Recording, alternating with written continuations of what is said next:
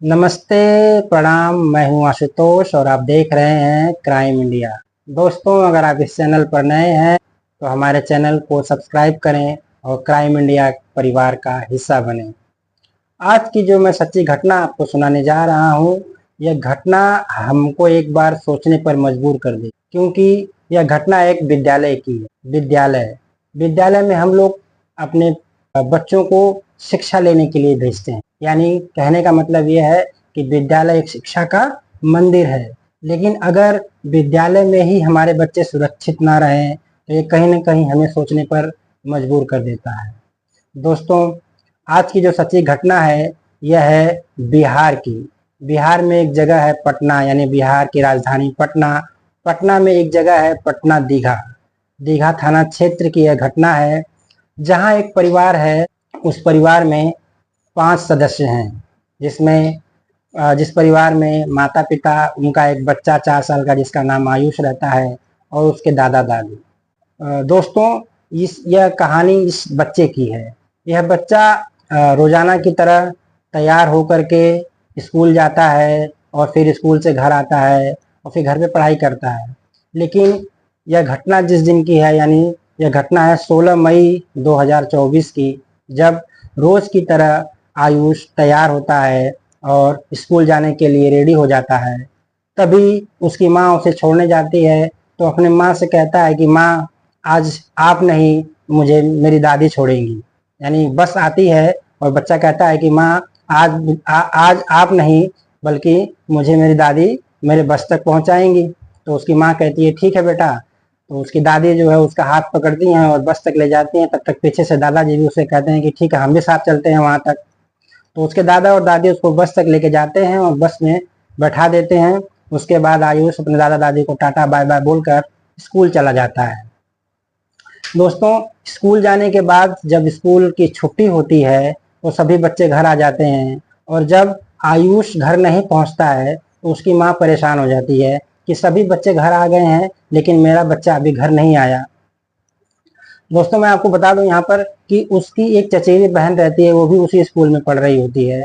वो भी घर आ जाती है। तो जब आयुष घर नहीं आता है तो उसकी माँ उसे उसकी चचेरी बहन से पूछती है कि आयुष नहीं आया, आयुष को तुमने नहीं देखा? तो उसकी बहन कहती है कि नहीं, हमें तो नहीं पता है। तब वो परेशान होकर के अपने पति को फोन करती है। उसके पति का नाम शैलेश राय नाम रहता है, और वो अपने पति को फोन करती है। उसका पति वहीं पास के फैक्ट्री में मजदूर रहता है, काम करता है, मजदूरी करता है, और उसी मजदूरी से उनका परिवार चलता था। जब उसके पति को उसकी माँ, आयुष की माँ, जब अपने पति को फोन करती है तो उसका पति बताती है कि सब बच्चे आ गए हैं मगर आयुष अभी तक घर नहीं लौटा है। तो उसका पति बोलता है कि ठीक है, वो उसकी चचेरी बहन है, जो उससे पूछो, पता करो। तो उसकी माँ कहती है कि मैंने उससे भी पता कर लिया लेकिन उसको कुछ नहीं पता है। तो फिर वो अपनी कंपनी में अपने मैनेजर को बताता है कि सर, मेरा बच्चा घर नहीं आया है, मुझे घर जाना है। तो उसके मैनेजर, उसके जो बॉस होते हैं, वो कह देते हैं कि ठीक है, आप जाइए। जब वो घर आता है तो फिर अपनी पत्नी से पूछता है कि क्या हुआ। तो उसकी पत्नी सारा कुछ बताती है कि ऐसे ऐसे हुआ है, बच्चा अभी तक घर नहीं आया। तो फिर वो अपने आयुष के स्कूल यानी प्रिंसिपल मैडम को फ़ोन करते हैं और पूछते हैं कि मैडम, सब बच्चे आ गए हैं मगर हमारा बच्चा अभी तक घर नहीं लौटा, क्या हो गया, कोई बात तो नहीं हो गई? तो प्रिंसिपल मैडम बताती हैं कि देखिए, आज तो आयुष स्कूल ही नहीं आया था और हम आपको फ़ोन करके इन्फॉर्म करने वाले थे। इतनी बात सुन करके उनको डर लगने लगता है कि आयुष तो स्कूल गया था, तो फिर स्कूल क्यों नहीं पहुंचा। इतनी बात सुन करके वो पहुंचते हैं बस ड्राइवर और बस कंडक्टर के पास, कि उनसे पूछने के लिए कि कहाँ। जब वहां पहुंचते हैं बस ड्राइवर और बस कंडक्टर के पास, तो उससे पूछते हैं कि तुमने मेरे बेटे को कहाँ छोड़ा। तो बस ड्राइवर और कंडक्टर बताते हैं कि हमने तो सर, हमने तो आपके बेटे को उसके स्कूल ही छोड़ा था। तो वो कहते हैं कि नहीं, स्कूल में प्रिंसिपल मैडम कह रही हैं कि नहीं, वो तो आज स्कूल ही नहीं आया है। तो फिर वो बोलते हैं कि आप ऐसा करिए कि आप एक बार जा करके सीसीटीवी फुटेज देखने को बताइए उनको, कि हमको सीसीटीवी फुटेज देखना है, सब पता चल जाएगा। और उनकी बात में इतना दम रहता है कि फिर वो लोग जाते हैं स्कूल, और वहाँ पे प्रिंसिपल से पूछते हैं। प्रिंसिपल का नाम रहता है वीना झा। फिर वो उस प्रिंसिपल मैडम से बोलते हैं कि मैम, ऐसा करिए कि आप हमको सीसीटीवी फुटेज दिखा दीजिए, हमको तसल्ली हो जाएगी। तो मैडम जो है साफ मना कर देती है कि हमारे पास इतना समय नहीं है कि हम आपको सीसीटीवी फुटेज दिखाएं। फिर भी वो लोग जिद करते हैं कि नहीं, हमें तो सीसीटीवी फुटेज देखना ही है। तो उनकी जिद करने पर प्रिंसिपल मैडम कहती है कि ठीक है, आप जाइए, संचालक से पूछ लीजिए। संचालक का नाम रहता है संजय झा, जो कि उन्हीं का बेटा रहता है, वही उस स्कूल का मालिक भी रहता है, वही उस स्कूल का संचालक रहता है। जब वो माता पिता संचालक के पास पहुंचते हैं तो संचालक भी कहता है कि नहीं, हमारे पास इतना टाइम नहीं, हम सीसीटीवी फुटेज कैमरा नहीं दिखा सकते। दोस्तों, वो लोग हैरान परेशान हो जाते हैं। उसके बाद वो लोग पहुंचते हैं पुलिस स्टेशन। पुलिस स्टेशन वही दीघा थाना लगता है, वहीं के एसएचओ से वो मिलते हैं और एसएचओ से अपनी सारी बात बताते हैं कि ऐसा ऐसा हुआ है। तो एसएचओ साहब उनसे कहते हैं कि ठीक है, आप जो है अपने स्तर पे देखिए, हम अभी अपने स्तर पर कोशिश करेंगे। और फिर उसके बाद एसएचओ जो है वो अपनी टीम लेकर के, पुलिस की टीम लेकर के उस विद्यालय में पहुंचते हैं और सीधे प्रिंसिपल से बात करते हैं कि ठीक है, आप एक बच्चा मिसिंग है, उनकी कंप्लेन है, आप स्कूल के सीसीटीवी कैमरे को ऑन करिए, हमको देखना है। सभी लोग सीसीटीवी फुटेज देखना शुरू करते हैं। और जब ये दोपहर को करीब करीब 3-4 बजे के बाद, 4 बजे के बाद ये लोग सीसीटीवी फुटेज पूरा देखना शुरू करते हैं। उसके बाद उसमें जो है तकरीबन तकरीबन 12 साढ़े 12 यानी आधे घंटे का फुटेज गायब रहता है। और फुटेज देखते देखते बच जाता है इन लोगों को 3।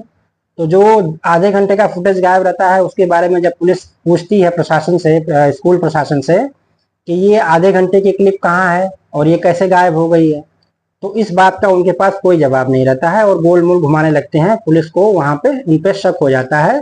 फिर ये कहा, अच्छा यहाँ पे बता दें कि उस जो फुटेज चल रहा था उसमें आखिरी बार आयुष को एक प्ले रूम होता है जहाँ पे बच्चे खेलते हैं, वहां देखा गया था। तो उसकी माँ जिद करती है कि हमें जो है वो प्ले रूम देखना है जहाँ पे आयुष को आखिरी बार देखा गया था। तो चूंकि पुलिस रहती है इसलिए स्कूल प्रशासन कहता है ठीक है, आप देख लीजिए। तो रात में उस कमरे को, जो जो प्ले रूम था, उस कमरे को खुलवाया जाता है। और जब वहां पे सभी लोग जाते हैं तो उसकी आयुष की माँ जो है पूरे कमरे को अच्छी तरह से देखती है, हर जगह ढूंढती है, लेकिन आयुष का कहीं पता नहीं चलता है। बहुत लेट हो जाता है। फिर धीरे धीरे जब वो लोग उस कमरे से निकलने लगते हैं, तभी आयुष की माँ की नज़र एक रूम में एक चटाई रखी थी जिसके ऊपर उनकी नज़र पड़ जाती है। तो अब दोस्तों देखिए, माँ, हमको पता है कि बच्चा चटाई के नीचे नहीं छुप सकता, लेकिन माँ का दिल है, माँ को लगता है कि क्या पता इसके नीचे हो। और पता नहीं भगवान को क्या मंजूर था, उसने चटाई हटाई तो उसके नीचे एक गटर का ढक्कन था। तो फिर उस गटर के ढक्कन को हटाया जाता है और जब गटर के ढक्कन को हटाया जाता है तो उसमें जो है दिल दहलाने वाला एक दृश्य नजर आता है। उसके नीचे नाला था, उस नाले में आयुष की लाश दिखाई देती है। उसकी माँ चीखने चिल्लाने लगती है और शोर मचने लगता है वहां पे। उस समय पूरा गांव के लोग, परिवार के लोग और उनके आयुष के घर वाले सभी लोग बिल्कुल गुस्से में आ जाते हैं और स्कूल प्रशासन के बारे में अनाप शनाप बोलने लगते हैं। और देखते ही देखते लोगों की भीड़ इकट्ठा हो जाती है और स्कूल में आग लगा दी जाती है, क्योंकि वह स्कूल बहुत ही नामी और ग्रामीण स्कूल था जिसमें अच्छे अच्छे परिवारों के बच्चे पढ़ते थे। और अगर इतनी फीस लेने के बावजूद भी उस स्कूल में हमारे बच्चे सुरक्षित नहीं है तो वो स्कूल किस काम का है। वो लोगों ने स्कूल में आग लगा दी और उसके बाद वहाँ के जो रोड था उस रोड को भी जाम कर दिया और प्रदर्शन करने लगे कि स्कूल प्रशासन के खिलाफ कार्रवाई की जाए। इस हरकत को देख करके पुलिस हरकत में आती है और उसके बाद पुलिस प्रशासन जो है, विद्यालय प्रशासन में उसके संचालक को और स्कूल के प्रिंसिपल को गिरफ्तार कर लिया जाता है।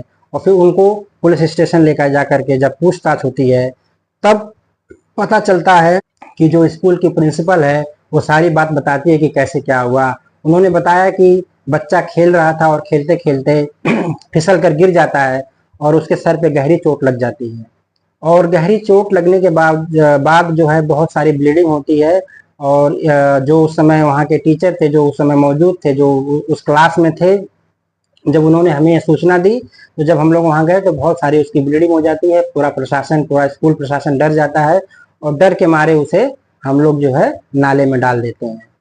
इसके बाद पुलिस प्रशासन उनको डांट लगाता है कि अगर आप डर जाएंगे तो आप इस तरह की घटना घटाएंगे, इस तरह का कार्य करेंगे। पुलिस प्रशासन अब उनको गिरफ्तार कर लेती है और गिरफ्तार करने के बाद उन्हें जेल भेज दिया जाता है। और पुलिस प्रशासन अब इस केस की आगे की कार्रवाई में लगी हुई है। उधर पोस्टमार्टम रिपोर्ट का भी वेट किया जा रहा है कि आखिर में उस बच्चे के साथ क्या हुआ। तो दोस्तों, आज की इस घटना में बस इतना ही। हमारा उद्देश्य इस कहानी को सुनाकर हमारा उद्देश्य किसी की भावनाओं को ठेस पहुंचाना नहीं है, बल्कि आपको जागरूक और सतर्क करना है। आशा है आप अपने घर में स्वस्थ होंगे और सुरक्षित होंगे। जय हिंद, जय भारत।